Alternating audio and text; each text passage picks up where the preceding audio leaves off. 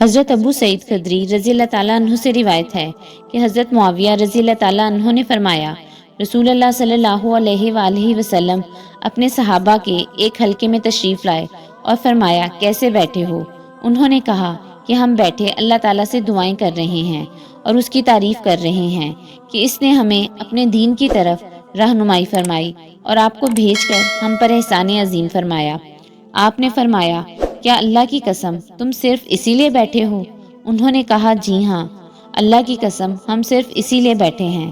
آپ نے فرمایا، میں نے تم سے کسی شک و الزام وغیرہ کی بنا پر قسم نہیں لی، بلکہ بات یہ ہے کہ جبرائیل علیہ السلام میرے پاس آئے اور مجھے بتایا کہ اللہ تعالیٰ تمہاری وجہ سے فرشتوں کے سامنے فخر فرما رہا ہے کہ یہ میری مخلوق ہے۔